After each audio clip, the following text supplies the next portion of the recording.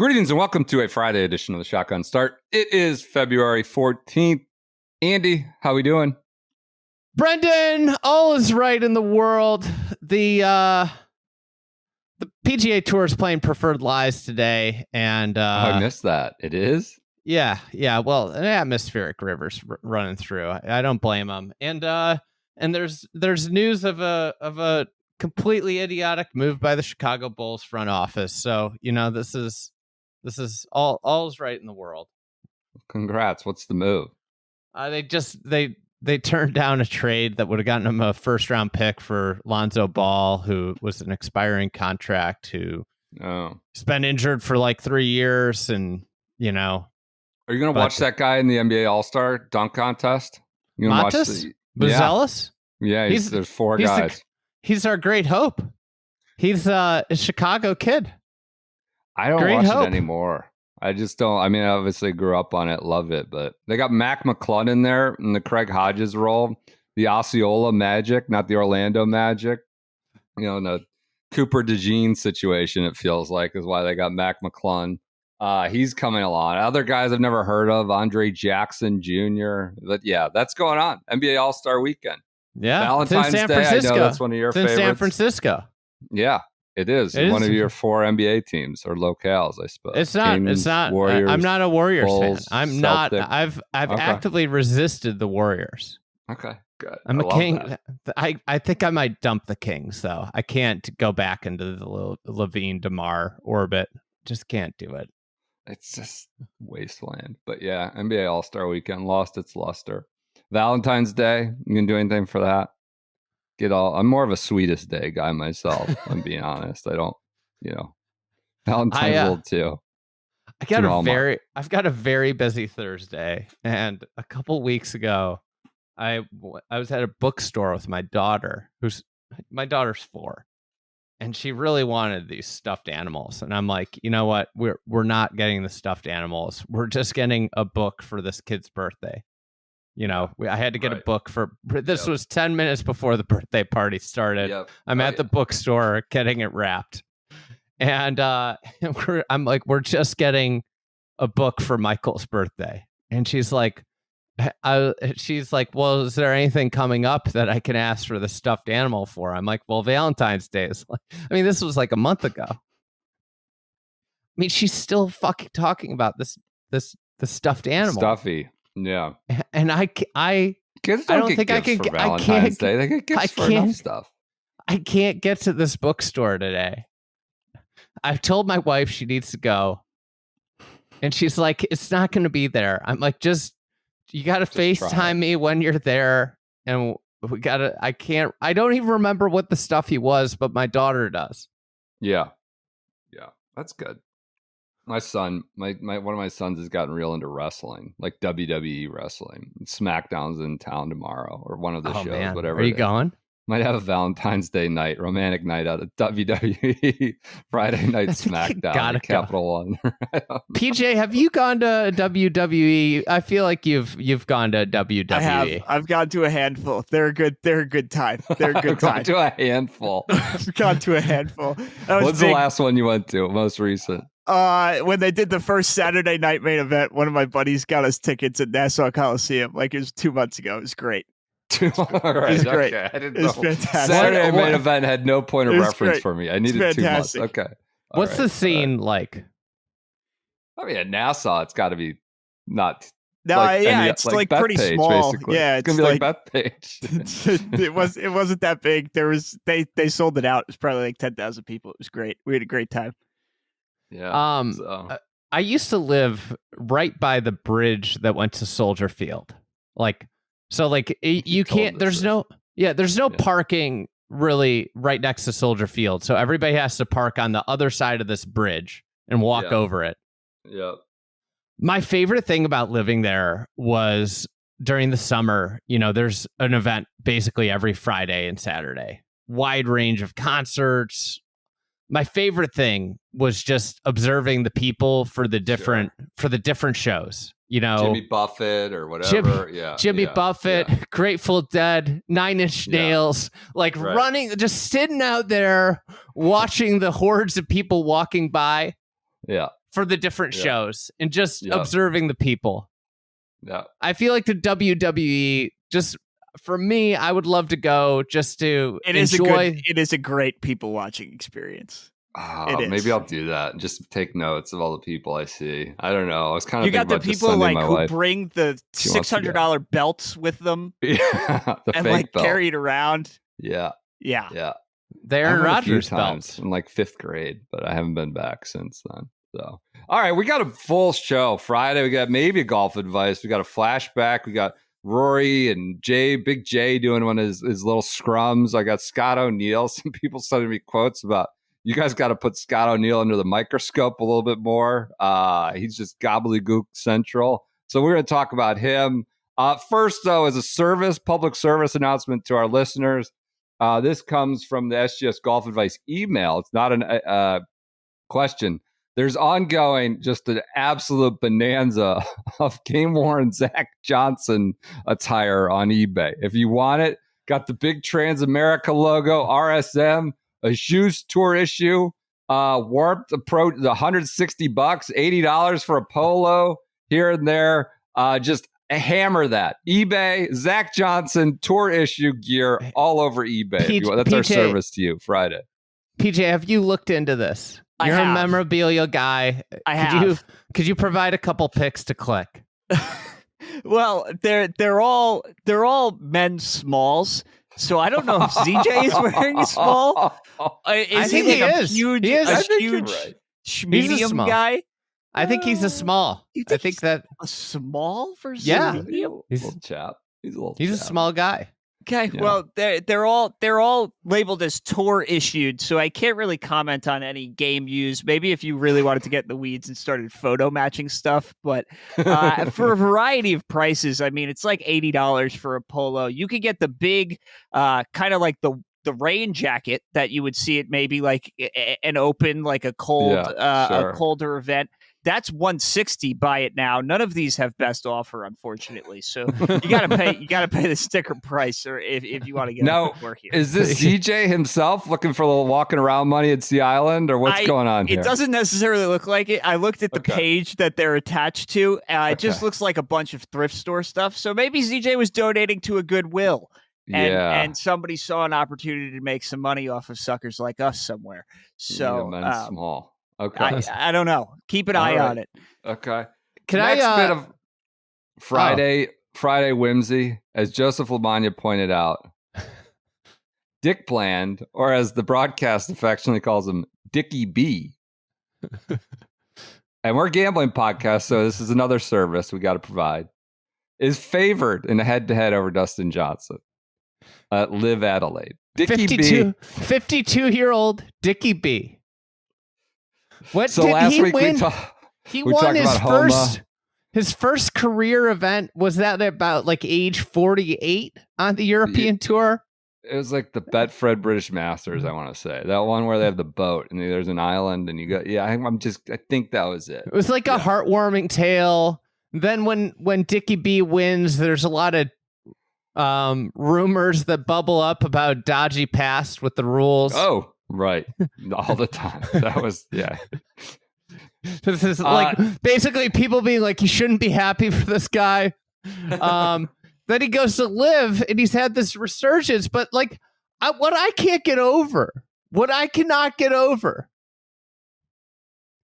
5 years ago, there's a legitimate question. Is Dustin Johnson the greatest player of a generation? Like when you look at him next to Rory, you could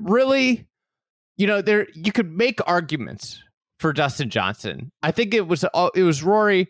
Obviously Brooks Koepka's entered the ring with his 5 majors. He has the most majors, but like when you look at longevity, consistency, DJ is this Mount Rushmore player of a generation. Again, not old. He won. Not old. Now. Yeah, not super old. And we've entered a world where Dick Bland is favored over Dustin Johnson. Like bananas. What is going on? This is unfathomable. I mean, if you told me this 5 years ago, I would say that is not in the realm of possibilities of happening. Favored. Like anything can happen on a golf course, but this is the books, the guys who like have to do this for money for a living, telling you, I like he's Dickie better. B. The odds he's are a better player. They're saying he's better than Dustin Johnson. And this is even with like the general public bump that Dustin Johnson gets. Do you know DJ's last like OWGR win? Not LIV. 2020? The Masters. Kinda, and that's just going out with that. It's not bad, but like you were 35, maybe the best player in the world with the best player. 10 more, I mean, he was running away. Yeah. 10 more probably very solidly competitive years. 2020. Now Dick Bland is favored. But he's got a nice guy. This is insane. It's an insane, like, and absolutely, like, I don't know. I can't. I'm just. It's unbelievable. This was like if you put this on your bingo card 5 years ago, this is never going to hit. I guess he won the 21 Saudi International, but that's not a PGA Tour event. But it was then an OWGR event. So other thing with DJ, he's out of. This is the last year of the 5-year major exemption.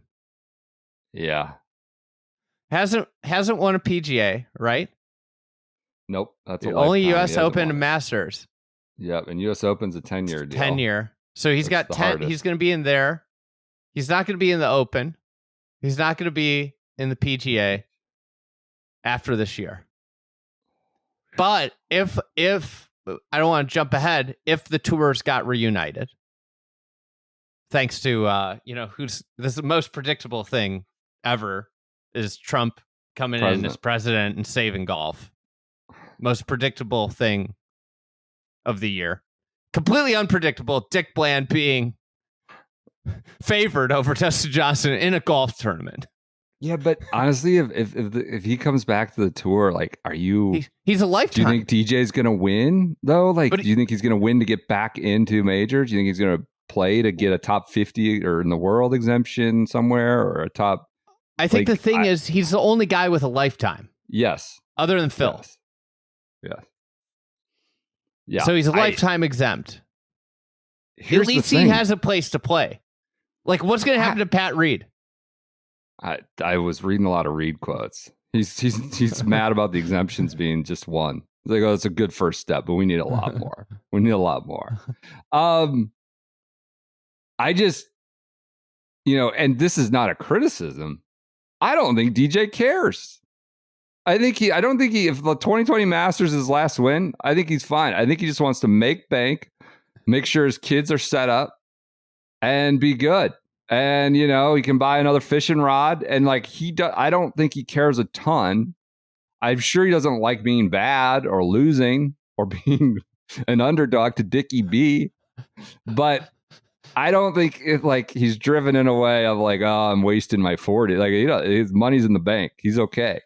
But anyways, hot topic DJ these days, I think. So what were you wanted to jump in? You said you had some data. You were crunching some numbers, being the data boy in the lab, and you wanted to share these with the audience. What have you been working on? Where you were down a rabbit hole, so to speak, which can get dangerous. What'd you have for us? This is the thing. I had a pod with Trevor this week for Friday, Trevor Immelman. And this is just prep that got burned. Was in the canister, but didn't get used because the conversation didn't go there. So I had a question about like the mythical offseason. Does the offseason exist? Like, is it having an offseason realistic for PGA Tour players? Yeah. And I think the answer is no. Why? Why can't you just go away August 25th and come back January 1st? The season's too short now. You're going to be at a huge disadvantage if you don't play. So if you look at the top 6 players, What, don't you want guys to play?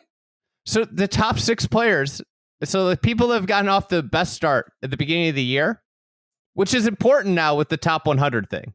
Seems good. I want importance.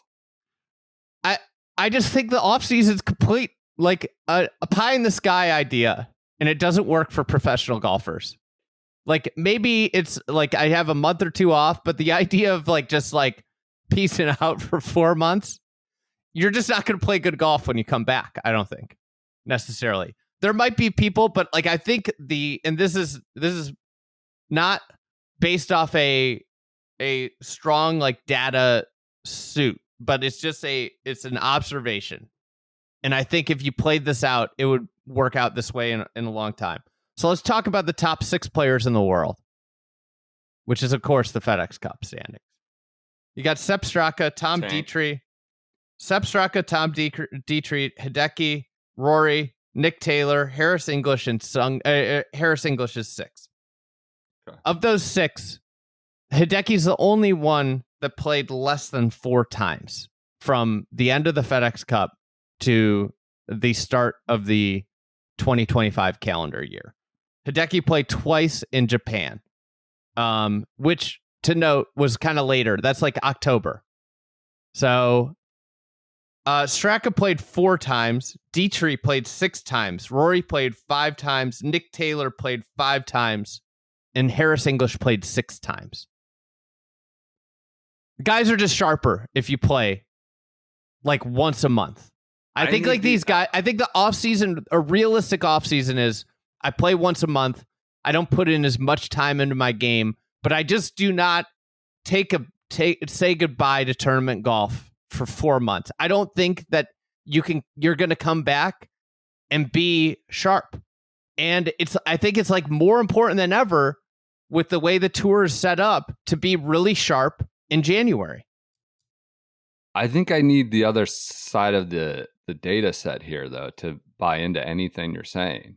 This is fine. Like, can you talk to me about the guys who didn't play that I didn't go that far. 7th or 8th? Like, I need to know if all the guys played and all the guys are in the top 10 and 20 and 30. You know what I mean? I think that's I need for somebody with more time than me. Well, no, I think I need proof that not playing means you're bad in January 1st, which I take your theory, but like, I need more evidence of like the Hideki guy, the Hideki regiment being off the page. Well, I think like Hideki's like a note here. He played twice, right? He did play. I think it's just like everybody, the pie in the sky is like, we're going to have this off season. It's just not realistic. Like the off season, sure, like December you're off, but you can't take effectively September through December off if you're 28 in the FedEx Cup. Like you made it to East Lake. Congratulations. Like it's not like I'm awarded an off season. I don't have to go. Like you have to play is my theory. Yeah, I think I need to see the guys who didn't play who suffered for it and to bear it out. I think Rory kind of took an off season. I know he went to Dubai and did some different things. He played like, 5 times. I know. He locked himself in a whatever simulator or whatever it was and changed his swing and did all these things. Like I think he said he didn't touch a club for a few weeks. Like I would say he also said he played more than he usually plays. He took his trip to New Zealand. Yep. Yeah. A hoopy, like I think, right? He plays and does different things. I think the idea, like last year, the year before, Rory took an off season and he got out of the blocks slow as shit. I think the Rory caliber, the Hideki caliber can like just decide to be as slow as they want until April, March. I think it matters. I think it's just because they're gonna lose their card. Did you see Max Homa, his comment about his golf swing? He took a break. He took a break after the Ryder Cup, I think it was. Okay. And he said, like, I never got it. It never came back. Golf is just, I think these guys think that, like, oh, it can be like. I don't disagree with their needing to have reps. I think it's a good idea, a good theory. but like when I think about this in a greater scheme, we need to stop. Like maybe the season cools down, but we could still have big, awesome events in September and October that the best players, like my greater point is like the idea of like having to cram everything into this short window is not true. Like these guys have to play. They have to play. They should play once a month. An off season is like a bad idea for their golf game, but a good idea for the product. Yeah, well, like I think I don't know. I think just having like one primetime event a month in the fall would work. Okay. Yeah, I don't. You cool it down. This is where we get international with it. Exactly. But you know the NFL is just going to keep hoarding up international. This goes to a Flashback Friday nugget. It's bananas. I got a great nugget from 1982. They just played all fall, not on TV, for all the money. Nothing. Nobody even knew it was happening. Coming up in Flashback Friday. All right, go ahead. I have one other. So this led me down a rabbit hole because of the international, flavor at the top of our official World Golf Rankings, which is the FedEx Cup, of Courier course. Cup. Yes. But for this exercise, I looked at the actual official World Golf Rankings. Can you surmise what the discourse was at the end of the 2021 Ryder Cup? Whistling Straits Ryder Cup. Last home Ryder Cup. Basically, like, are the Americans ever going to lose this again? Europe essentially has nobody coming. It's just Rahm, Rory, and Victor. Hopefully Victor keeps ascending, and they have no bench. They have no depth. Maybe there's some continental Europeans. Well, the European Tour is kind of not an entity anymore in terms of where talent comes from, and that was it. All right, great summation. The sky is falling on Europe. Yeah. All right, let's get into some numbers. So I looked at the teams. This is the world rankings right after the 2021 Ryder Cup. I think median is a better statistical number for this, but we'll give you median and average. World ranking of the U.S. team. World ranking average of the U.S. team was 8.9, an astounding number. Like, it's crazy how good that team was. Yeah. The median rank was 8. They went 2, 3, 4, 5, 6, 7, 9, 10, 11, 13, 16, 21 is the world rankings. Other side had crusty Polts on the other side. Yeah. So this team was unequivocally awesome. And right now the team is set up to be awesome again, but not quite as awesome.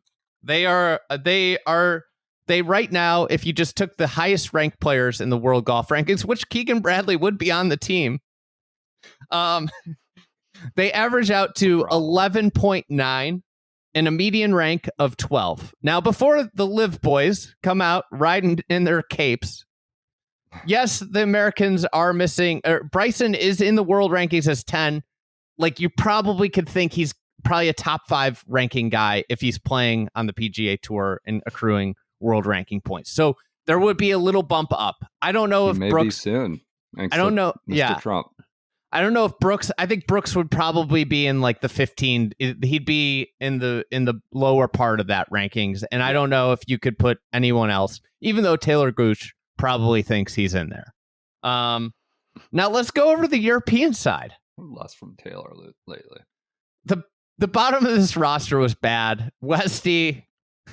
But also there was interesting things Shane Lowry. We kind of I remember talking about this might be Shane Lowry's only Ryder Cup. He's ascended. So anyways, the average world ranking of that team was 29.25. The median ranking was 31. Now, today. And so their best world ranking, what was crazy is Rory was 15 in the world at that point. Interesting. I'm trying to remember that 21. Okay. I made sure I triple checked that I was on the right page because I was wait, I don't remember him being this. Rahm was number 1 in the world.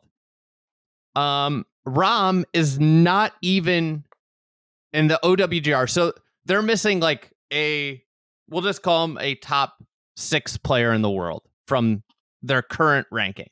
He's not even in their top 12 OWGR. Right now, their average world rank of their top 12 players is 17.4. So they're effectively 12 years better. 12, their median their median rank is 15 and a half. They're basically right there with America in terms of median world ranking, especially if you add the Rahm piece in, because they would then bump another player down. They would effectively be, their median ranking with Rahm in there would be around 13.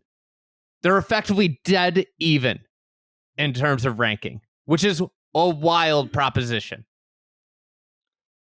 It's really come on strong for since the last US based Ryder Cup. I spoke about this actually on Monday morning on the Golf Channel with Gary Williams, and it's like we walked out of Whistling Straits thinking like they have nobody coming to fill the youth movement. And we just think of it like as the Højgaards, Twins, and Ludwig, like they did get a little bit of that. But like what's happened actually in concert with that are like the 30-year-olds have just gotten super legit and really stepped up. Lowry was like kind of like comfortably a top 50 to 60, 75-ish guy in the world. Now he's like 28 or a top 30 guy, like bona fide, like no questions asked. I think he's 18th. Fleetwood. The tank. The tank Fleetwood has rumbled into the scene. Dietrich, who's now 32. Tyrrell Hatton, by the way, was like a good player, but now he's bona fide top 10 player in the world. No questions asked. So they've gotten this Lowry, Straka, Fleetwood, Hatton for sure, no doubt. And then Rose still like hangs up.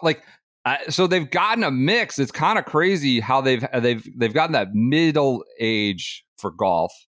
Not the 40, like not the 20, but that 30-year-old, the 35-year-old, or 30 to 32 has really stepped up. And now they have like 15, whatever. We got 6-7 months to go, but it's a mix of like getting some young studs in the door, but the older guys really solidifying themselves in Lowry, Hatton, Straka. Dietrich now is a real option for sure after winning. Kind of crazy. And I think like the other big discourse was like, look at all the pop in the bat that the Americans have.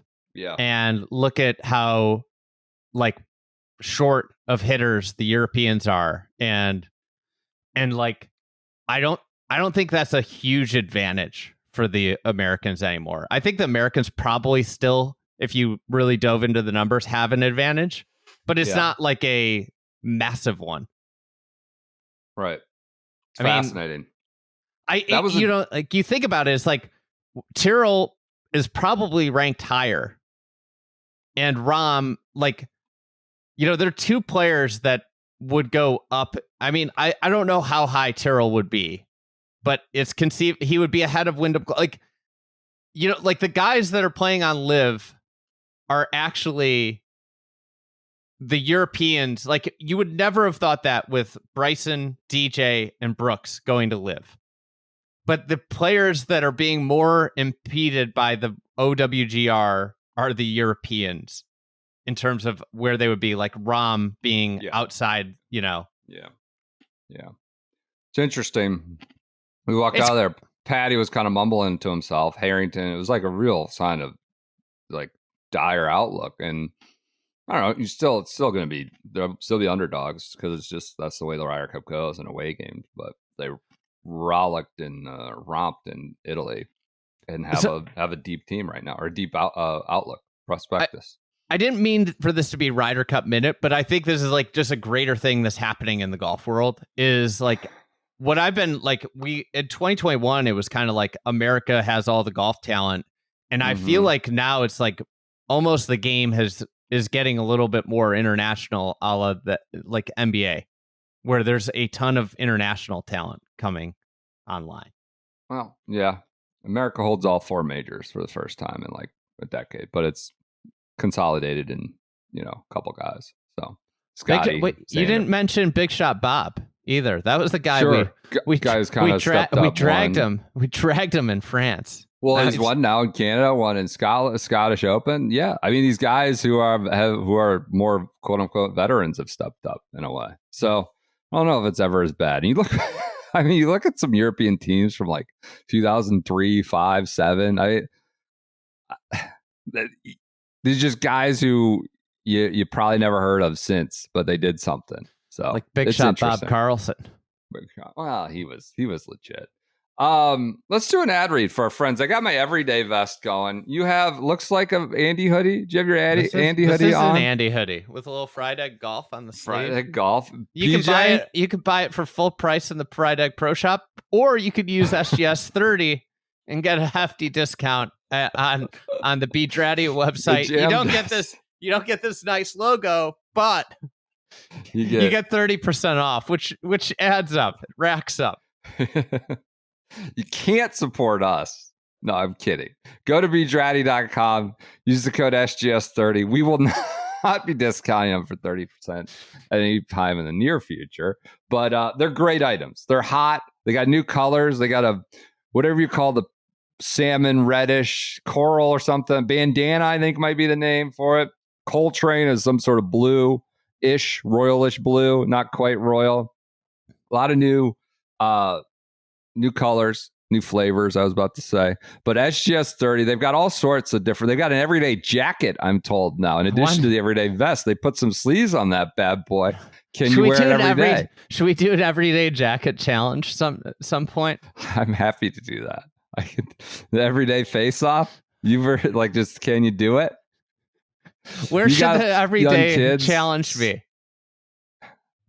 Wherever we're together next, I suppose. Everyday challenge. I love it. We'll do that. We gotta procure the goods. Everyday vest or everyday coat.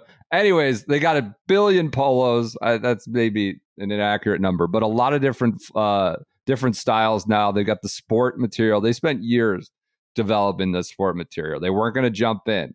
There's a lot of junk, this like garbage fabric sport material that people just throw out there on the rack at wherever your retailer might be. But they spent despite external pressures and probably profits to be made, they took their time to find the material they were comfortable with. So they got a sport material. They have the tried and true Liam cotton polo, which I still wear with regularity. It's a great kind of casual polo. All of it can be 30% off in a variety of colors at bdraddy.com. Use that promo code SGS30. It just popped open social media, and first thing that popped up on my Instagram feed, B Draddy, and it's a Will Chandler. We'll post about Will Chandler, the Monday Q sensation, top 10 Draddy ambassador. Chandler on his dream foursome. I'm a huge football guy, so maybe the head coach, offensive coordinator, and defensive coordinator for Georgia, so we can talk ball. I don't think the coaches want to talk ball when they go out to play golf. But I get it. I get what he's going for. That's a good answer. Good answer. I mean, anybody in the world? You want to talk about mesh with the offensive coordinator? You know what I gather from this? Whenever we do our next college football event, whenever we resurrect the SGS college football event, we got to make sure Will Chandler's there. I know. Good player. Good player, despite Brentley's article. His coach trying to bury him, but he's doing well. Well, maybe he's just paying attention. Maybe he's on the Georgia message boards while he was in college. Had too much stock checking in the recruiting football rankings. How many 5 stars we got? What's going on here? When did he graduate? He's 27, so that would have been PJ. When were you in probably school? missed the big wave. Maybe that was the thing. He was distracted by them. He was trying to think about how they could beat Alabama. Yeah, when they lost to Tua, he might have been around for that one. Who was the quarterback that year? Just the guy that Jake Stetson Fromm. Bennett? Jake Fromm. Jake Fromm. He was there forever. Yes. Great syllable usage, Jake Fromm. Who said Fields? He said Fields packing. Sent Fields to Ohio State. That's right. God, people in Chicago are still making the Justin Fields It's great. Caleb. He's going to be the Jets quarterback next year. So what does that mean? He'll make his return to this podcast. It's like All crazy. Right. It's crazy. These people with the Justin Fields. It's like he couldn't even start. He couldn't beat Russell Wilson out. We're at the 30-minute mark, 35-minute mark. I'm starting my notes that I had planned for the 4-minute mark. But this is great. We're having a good show. Rory, a very eventful day. It looked terrible. Awful. Terrible at Torrey Pines. They're playing ball in hand. Rory stepped to the mic. Monahan got to the mic. He said the president can do a lot of things. This is Rory. He has direct access to Yasser's boss, who I believe is Mohammed bin Salman. Not many people have that. Not many people can say, I want you to get this deal done. And by the way, I'm speaking to your boss. I'm going to tell him the same thing. When asked about his round with Trump, I guess he played with Trump a few weeks ago. It was great. I thought we had a good discussion. I learned that he's not a fan of the LIV format. I was like, but you've hosted their events. And he was like, yeah, but it doesn't mean that I like it. So I think he's on the tour side. I think he got paid to host those events. Well, yeah, he took care of things. When asked about some crossover play between LIV and the tour, if there were a unification, he says, I hope not, Rory said. No crossover play. He's not going up against the cliques in their $4,800 handbag. Might be intimidated.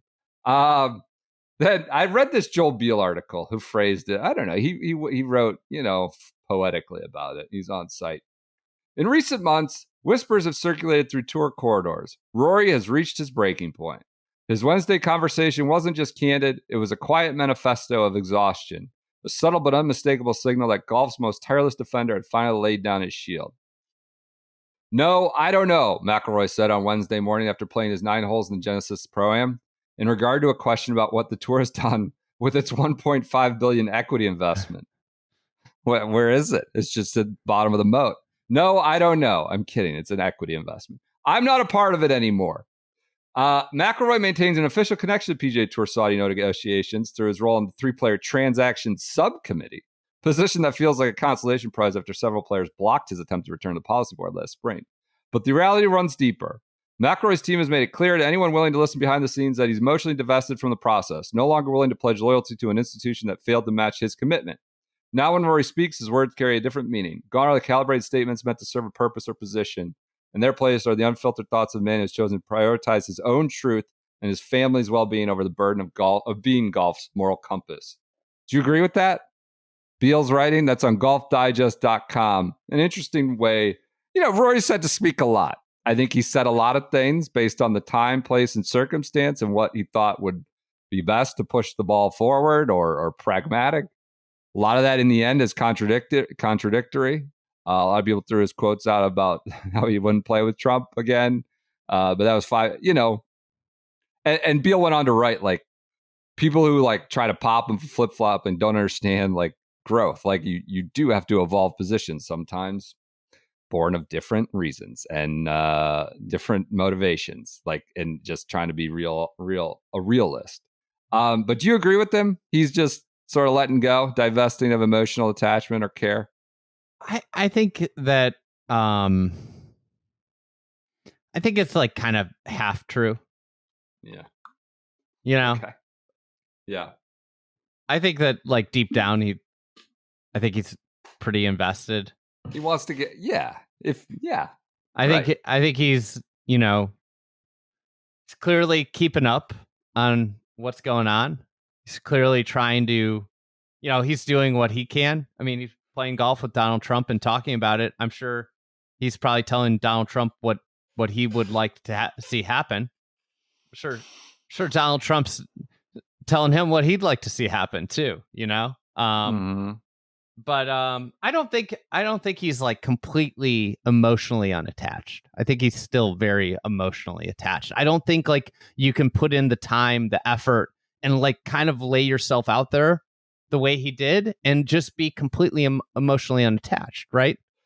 Yeah, I think he's just you want to help and do something, and then you sit on a call with maybe some independent directors or policy, and you're like, F this. Yes. You just you can vacillate. Yeah. Well, I think that's the thing, right? I think it's interesting. He's just at a stage where I don't think he cares as much about what people within the organization think. And I think he got completely, and I think like listen, like there are things that when LIV happened that like clearly went the way of like elite players.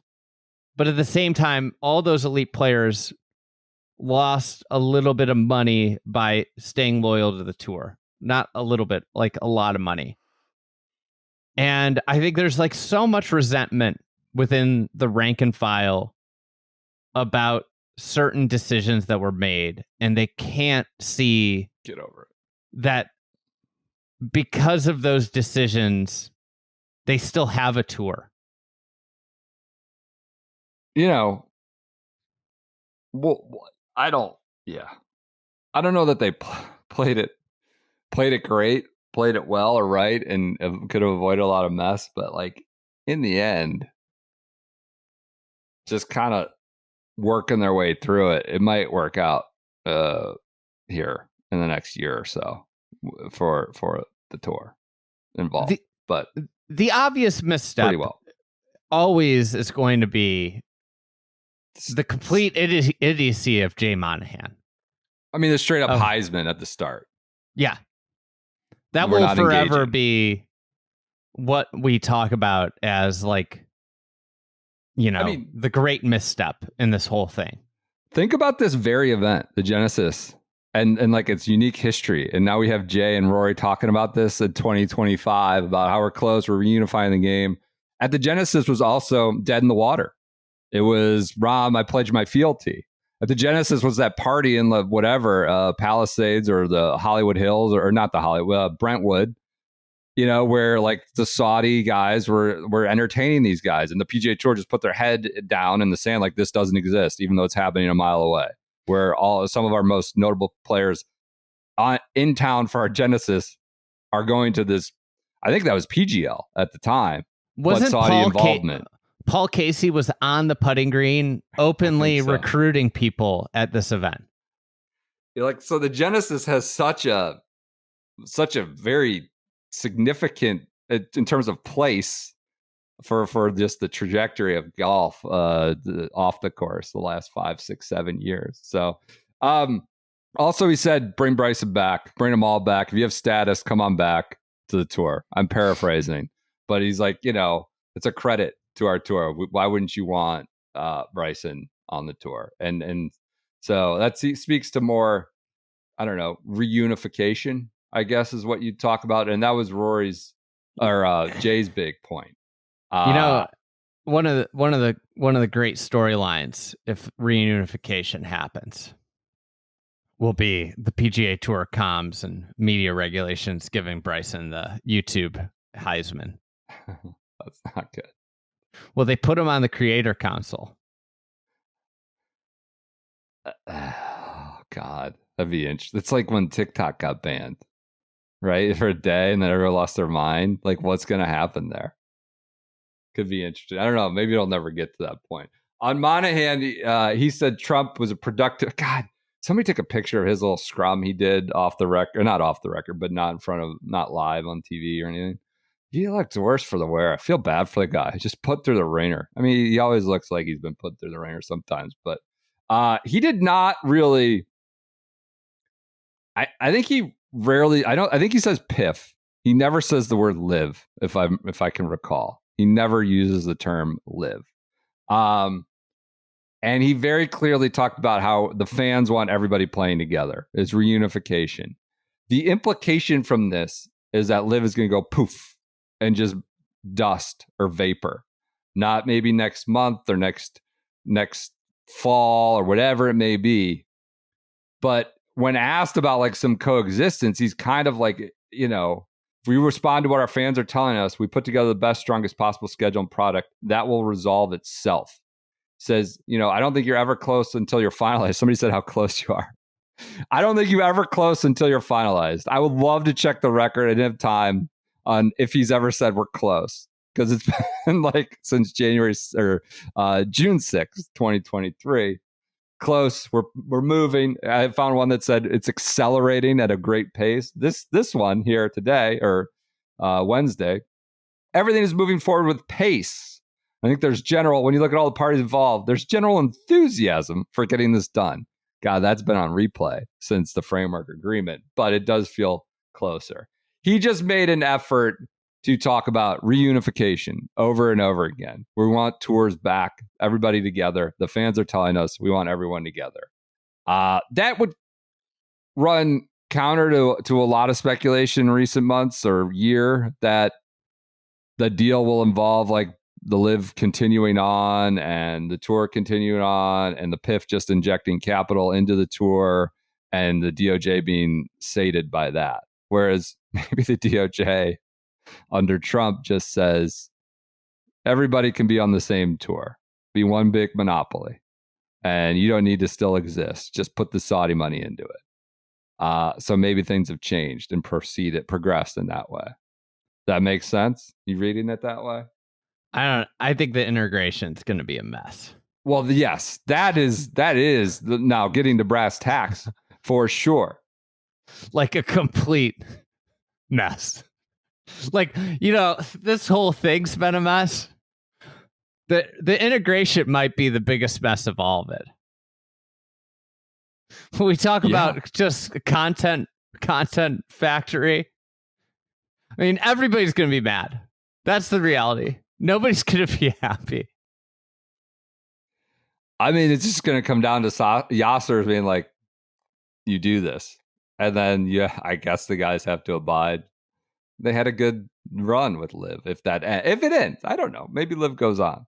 You know what my hope for reintegration would be? That the signature events are expanded and cuts are brought in. So 110, 105, I think something like that in that area. Who would be your sneaky non big name player that you'd be excited about being like maybe back in where more than 12,000 people watch? Taylor Gooch. PJ? Pooj. I want to see if Pooj is actually any good. That would actually he's pretty good. I would be legitimately excited for that. I was gonna say Pooj too. I like saying his name too. Pooj. Another Ryder Cup opportunity, maybe, if he gets back in the fold. PJ, I can't believe you didn't go Dickie B. Well, that would be big for the Champions Tour. That would be massive for the Champions Tour. What about Westy in the Champions Tour? I mean, Marunk? You get all of these guys. Sounds like Pat Perez is already trying to line up his exemptions to the Champions Tour. He's ready to roll. I did see that. Could you imagine? I mean, we're a little ways away here, but Sergio would be a demon on the Champions Tour. He's not playing the Champions Tour. We don't know that. He's going to Texas intramural volleyball before he plays the Champions Tour. I mean, everybody's talking about what a great thing this would be for the PGA Tour. I think I might make an argument that it'd be better for the Champions Tour. You got McDowell. Oh my God! You've got stop. You got Poulter, Westy, Stenson's got to be getting close. Dickie B. Primarily, we get Phil back. Phil, which is the most important, which is the number one option. Ever again? I don't think he's playing a PGA Tour event ever again. Is the unification for golf better for the Champions Tour or the PGA Tour? We should put a poll up. I think that's a real question. While we're on the subject, at this week's Chubb Classic, I got a hot tip, and I put PJ on the case. We've talked about this individual before, I believe. Hot tip. Quote, many are wondering. I love when somebody leads their son. Many are wondering why the director of golf at Calusa Pines got an invite into the Chubb this week. We've talked about this individual before, I believe. His only other sanctioned start on any tour was this event 3 years ago where he failed to break 90. And he has recorded one round under par in his all caps entire career in section events. One round under par in his entire career in section events Many are wondering, PJ, as the as the assigned sort of protector of all things Champions Tour, what's going on with this exemption? Yeah, so I did some digging. I can't figure. I read all of the press releases from every Chubb Classic since his first exemption. Michael Balliet, TBD on the pronunciation there. Never broken par in his section of it. I cannot figure out for the life of me how he is tied in here, because it's not like they played like the qualifier at his club or anything like that. He is just in the ecosystem for the Chubb Classic. Mr. Chubb. His one round under par seemingly was the 2022 Club Car Pro tournament on April 13th of 2022. He shot a 71, which was good for a tie for fifth. That was going on 3 years ago now. I was able to find his qualifier results for last year's Florida Senior Open. He shot a 91. Oh my God. So we got a real spread situation here. The spread is really. Why is he doing it to himself, Mr. Balliet? Can I float a theory here? Yeah. I'll tell you what he's doing in here. Calusa Pines is a really nice place to spend some time. Very notable club down there in Southwest Florida. I bet a lot of these guys like to go down, spend a couple days at the club. You scratch our back. Quid pro quo? I scratch your back. All right. I'll be an honor to play in the Chubb Classic. I mean, is it? Everybody. Yeah. You didn't break 90 last time. I would just not put myself through that. It's like your whole family could come out and watch you play inside the ropes. Like this is a real thing. Who didn't get a spot in the field this way? I want to know. I want everybody to know that I turned down a sponsor's exemption into a professional event.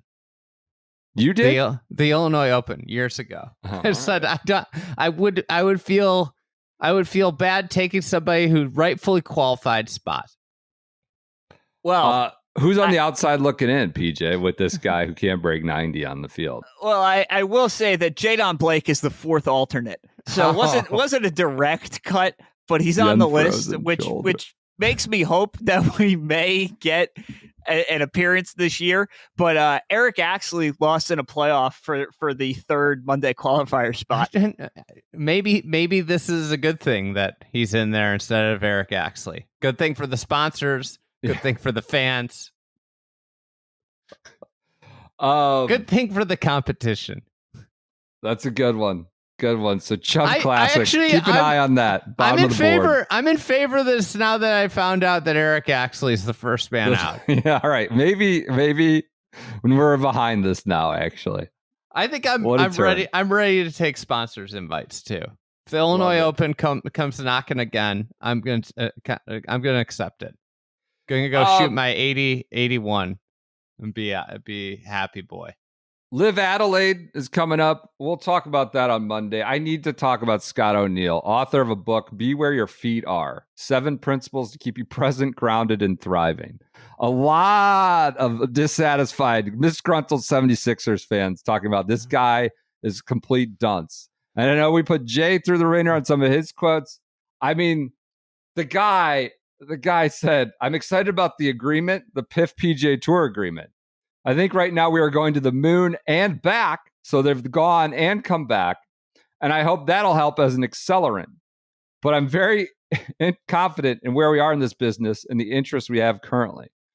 Guy just barfs out a lot of words without saying a whole lot. He says he's had a short 40 days here. I grew up in New York. If you haven't been able to tell so far by my funny accent, and the state motto is Excelsior, which kind of means onwards and upwards. Why is he bringing that? What does this have to do? What's the state motto of New York have to do with anything? I've got an accent. This is the state motto. And this is why LIV's going onwards and upwards. He talks about the deal unlocks opportunity. The PIF PGA Tour might unlock the opportunity to just bury you in the sand and never come back. That's what I'd be worried about. But anyways, he's all fired up. He said about Adelaide, he goes, a little sun, a little heat, a little wind, a little rain, a little cold. I think they're like the U.S. Postal Service a bit. He's quoting the Postal Service. He's quoting the New York State motto. They just keep on chugging. The only time you'll hear a complaint from our players is when they miss a putt. That's it. That's not true. That's not true at all. No. I think we've heard lots of complaints from players. Somebody said he's just like a business school jargon machine. Just would never actually say anything of substance. Anyways, check out the book, Be Where Your Feet Are. Just a real original title on that one. Got several other news, but I'm going to go to Flashback Friday real quick. Flashback Friday won't be quick. I'll try to be quick. We'll see. We won't do golf advice. Tomorrow, Andy, is Valentine's Day, February 14th. But more importantly, it's the anniversary of Wayne Levi becoming the first PGA Tour player to win with a neon-colored golf ball on the PGA Tour. So tomorrow, when your wife says... Flashback Friday? Yeah. Tomorrow, when your wife says Happy Valentine's Day or significant other, whoever it may be, say it's not Valentine's Day to me. It's the anniversary of the first ever neon golf ball win on the PGA Tour. Wayne Levi, 1982, Hawaiian Open. So they were doing the Hawaiian Open. You talk about your sort of offseason. They would go play Arizona, Bob Hope, California. They go to Pebble. Then they go to Waialae. Then they come back to LA, and then across to Doral. So Hawaii was kind of mixed in there between Pebble and LA was when they would do Hawaii. And Wayne Levi wins with an orange Wilson ball, the 1982 first ever colored golf ball to win on the PGA Tour. And this is the anniversary. He started the final round tied for the lead with Andy North, tied for the lead. Then he made an eagle on the ninth and beat North, Scott Simpson, Ben Crenshaw, and Chip Beck to get his fourth career victory. Shot 70, 11 under to win with his orange golf ball. Wayne Levi won 12 times on the PGA Tour. This is insane. I just was looking this up. He won 4 times in 90. He was second in the money list. He was on the Ryder Cup team at Kiowa. He was. I got facts for you on that. Played twice. Played the last 2-man game. Got beat 3-1. Then because of Pate's injury, the lineups got shuffled, and he moved up against Seve. It was Seve versus Wayne Levi. Did not go well for Mr. Levy. He lost like 3-2. So he had no 2 record at the 91 Roar by the Shore. Nevertheless, the team won. The U.S. won there. What's crazy about Wayne, he had the 4 wins in 90. He plays on that Ryder Cup team. Kind of fell off a cliff after that. He never won again. He was appointed PGA Tour Player of the Year in 1990 after winning 4 times. God, that's a trivia question right there. Who's the 1990 PGA Tour Player of the Year? Nobody's getting that. The sickest of sicko is not getting that. 12 times. I tweeted about how I was doing something. And one of my friends, he grew up in New Hartford. Is like Wayne Levi was a legend for us up there. He still lived there, was friends with his kids. He carried the best player to never win a major, most tour wins without a major title for a while. Who would have thought? So I did some research on Wayne Levi winning with his orange golf ball. I found a Dan Jenkins article in 1982.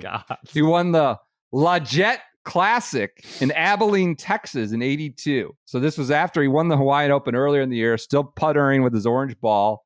Wins the Lajette Classic, beating Tom Watson, Craig Stadler, and a bunch of tumbleweed, and wondering how wise it was for the PGA Tour to take on the look of Texas chic. For the record, Jenkins, Levy, a tour regular, won $63,000 in Abilene, moved up from 12th to 9th on the money list. You may not be aware of this. Listen to this, fall schedule, boy. You may not be aware of this because at this time of the year, the tour operates in considerable seclusion. For one thing, there's no televising of any tour events following the World Series of Golf. For another, it is also a period when golf must compete with baseball, as well as, talk about this, competing with baseball, as well as high school, college, and maybe pro football on the nation's sports pages. So baseball and high school football in the fall were considered bigger threats. 6 non-PGA Tour events have now been played since Golf's World Series in Akron last week of August. And a tough trivia question would be, who won them? The answer is Calvin Pete, Bob Gilder, the Bank of, we're talking about Boston, BC Open, Endicott, New York, Bobby Clampett won at Jay Haas won, and now Wayne Levi wins in Texas. So they're all Texas Open in San Antonio won. Like these big events, zero TV. Nobody knows what's happening. They're still playing for moneyless Varden Trophy Player of the Year. Nothing. No TV. Nobody knows what's happening. Jenkins, who's from Texas, obviously rides out to Abilene and writes about it. What I found interesting is all these guys showed up to this event in Abilene, like everybody, because they're still playing for this moneyless title and Varden Trophy, and it was a big purse. So what mattered was Craig Stadler was going to win the moneyless no matter what. Tom Kite was going to win the Varden Trophy. So he played to keep he gets his scoring average to 70 something. He's like, I'm done. I'm not going to play anymore because they're playing for all these different titles, games within a game. And then you had, and this is Tom Watson, who'd won the U.S. and British Open this year, was going to win Player of the Year. So Stadler moneyless, the guy who won the two majors will get Player of the Year. And then you have Tom Kite battling for the Varden Trophy. And they're all playing for a zero television event in Abilene, Texas this would have been, I think, October. So Levy wins. He finished 24 strokes ahead of Tom Watson, the two-time major winner of that season. In the spare time, Tom Watson got to shoot a lot of birds in Western Texas. Which somehow brings us to what Leggett is. Well, it's basically an oil company locally owned by some chaps named Hal and Jack McLaughlin and Tony Andrus, who also happen to own Fairway Oaks. They built it in Abilene, a splendid new country club in development in Abilene, and a result of what can happen when a town, quote, jumps the freeway, as they say in Texas. Charles Coody, a 71 Masters winner and an Abilene resident, is a director of golf, and he got a good deal of input into the course's sporty par 72 design. Fairway Oaks is unlike anything the pros see all year. It's even flatter layout than anything in Florida and surrounded on four sides by wind as it meanders through the mesquite trees and hops over artificial ponds. The course is in superb condition. Oh, it sounds like a design disaster. Yeah. No. Just wind on all four sides. It's great. Sounds like a great test.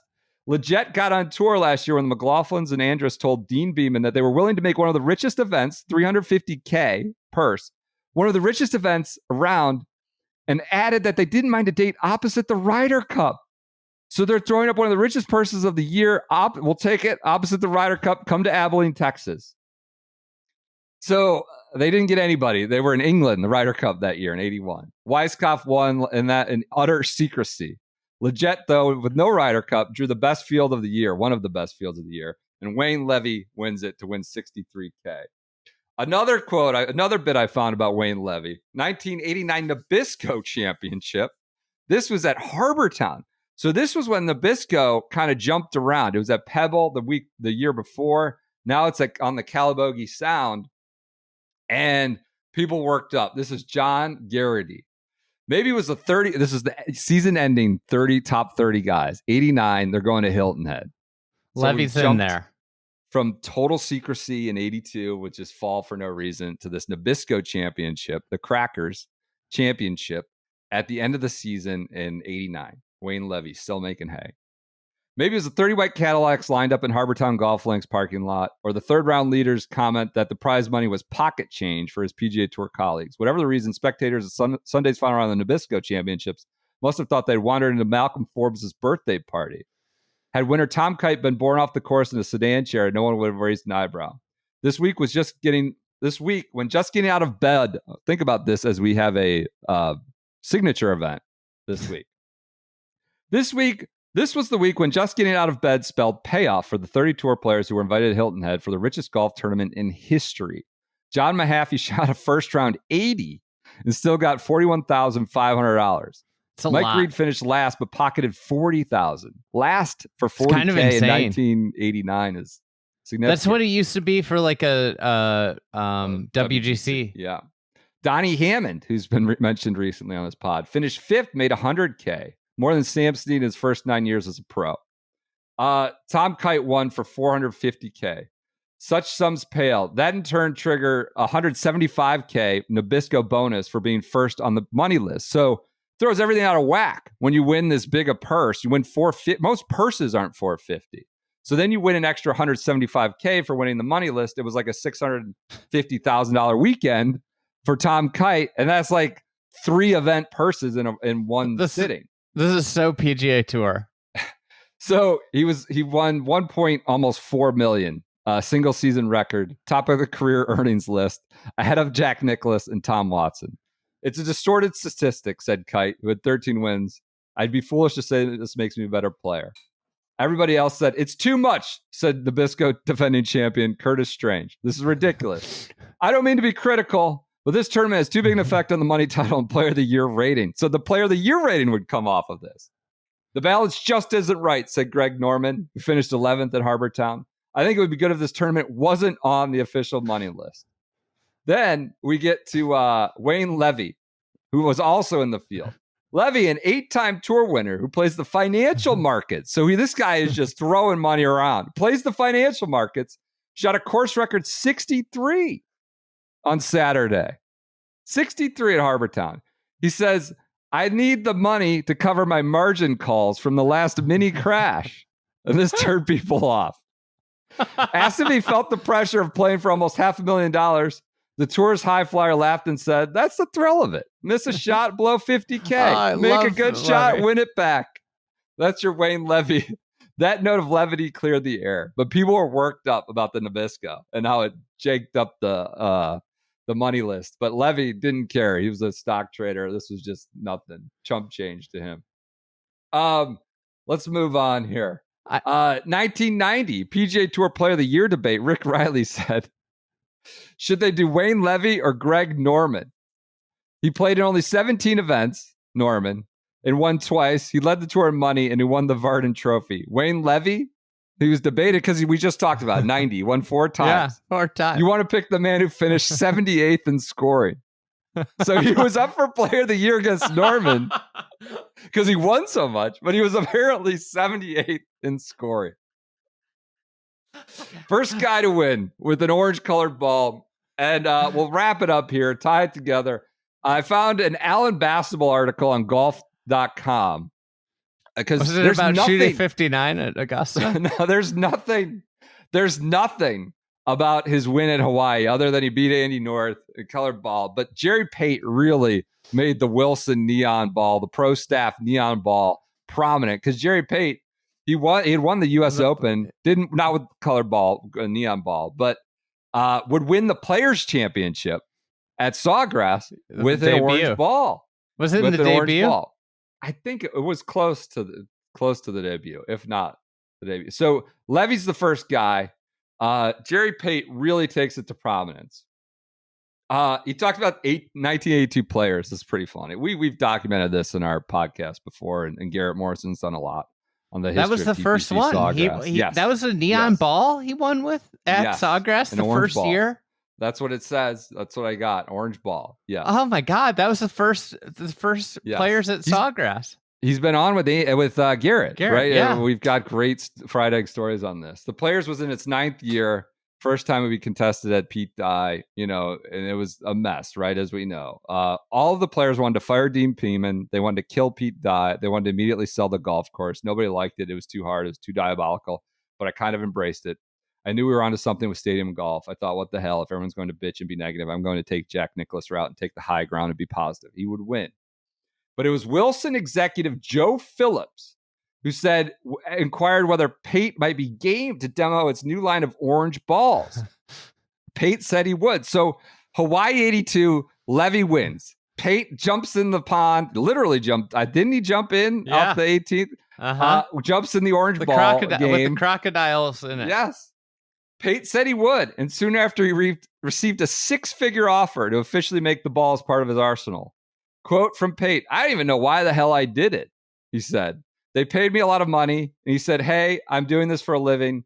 I'll take the money. So he joins the Wayne Levi brigade. Levy maybe switched to yellow, but Pate was easily the most high-profile pro to break from the entrenched white ball decision. He said he needed tradition. He said he needed a little time to adjust to the color and that the ball's truncated cone dimples helped with accuracy.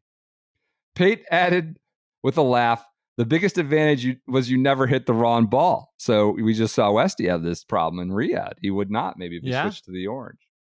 So if Pate was fully sold on the glowing balls, one power broker in golf was not. Legendary CBS golf producer Frank Cherkinian.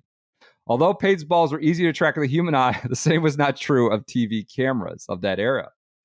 He goes, I was on TV a lot, he said. I played 7 years, 77 top tens. I was on TV near every damn week. And Cherkinian would tell me, let me tell you something, I can't see that damn ball. He would raise hell and tell me I needed to change balls. So Pate is like hot. He's won a U.S. Open. He's won a Players. He's got the orange ball. It's high times. The orange and neon balls are coming to the mainstream. What happened? He just kind of dove off the map after the Players. Not right after, but he had 6 shoulder surgeries. Oh my God. Over 2 decades. Long time, but his shoulder just went out on him. He lives with his wife, Susie, Soozi. Just a totally radical name. Spelling. Susie in Pensacola. He now chases broadcasting, golf course design. He started a business that provides outdoor beautification products to golf courses. Yeah, I need to know more about that. He's got Jerry Pate. He's a force to be reckoned with the golf course industry in the Southeast. He does I think he does irrigation. He does all sorts. He's got a contractor business. Jerry Pate's got his hands in everything golf course development in the Southeast. I think he's a Toro contractor. Our friends at Toro. Okay, love it. So the neon ball is going to take off with Jerry Pate. He won twice in '81, and PepsiCo, who owned Wilson, Pepsi, featured Pate in 2 splashy 2-page promo. In its annual earnings call, PepsiCo, 2 pages dedicated to Jerry Pate playing the neon golf ball. I was hitting a shot out of the bunker. It was something like Wilson Sporting Goods enjoyed its most profitable year thanks to its sale of orange balls used by Jerry Pate. Kind of amazing. Do you know Jerry Pate in 7-year run had 11 top 10s in majors with a win?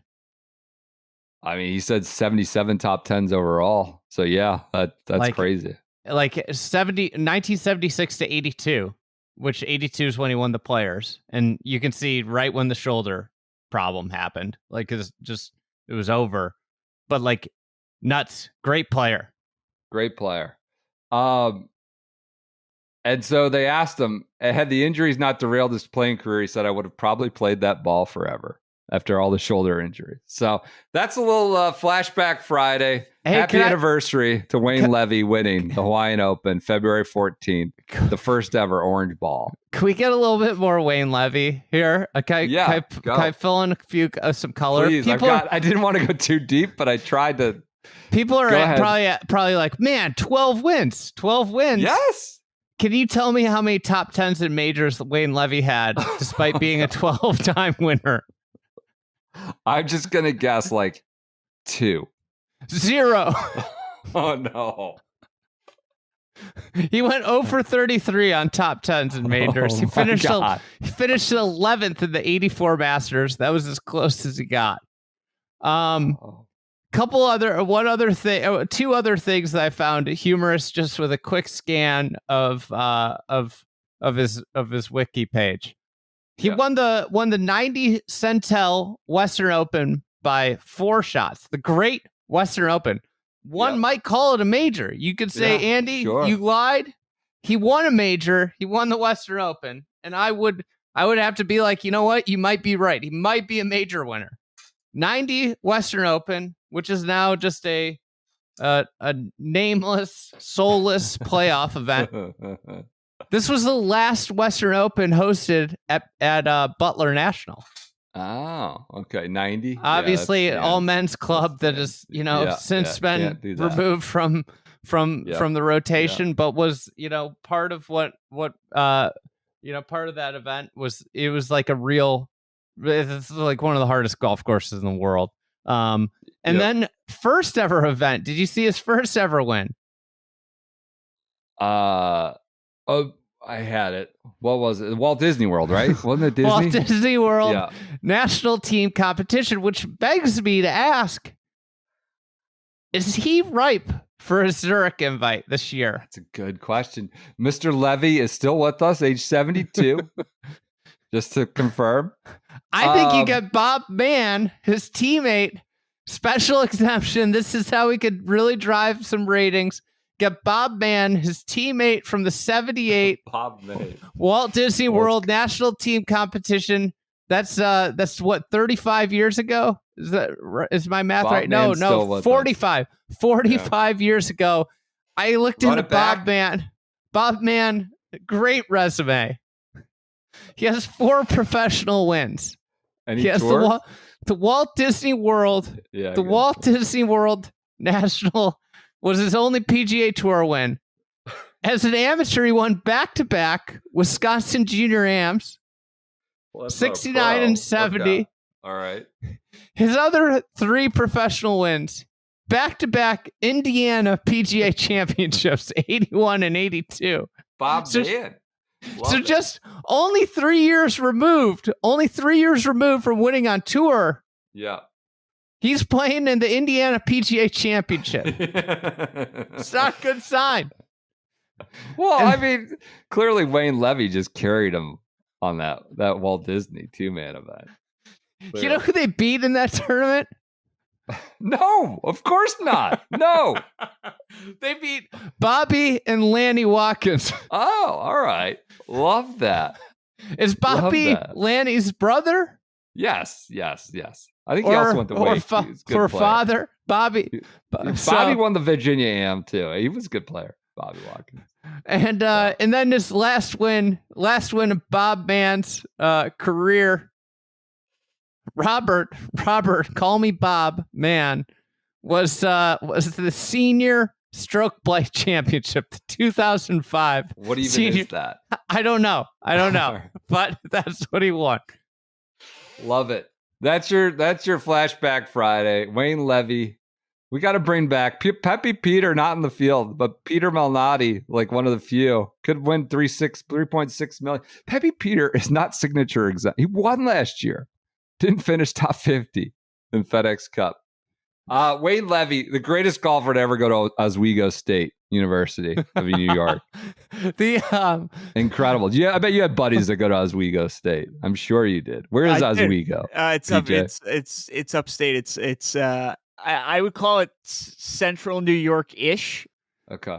Listen, one last Bob Mann thing here. Oh God. We've got Jerry Pate, Wayne Levi, and now Bob Mann, kind of all bundled into one here.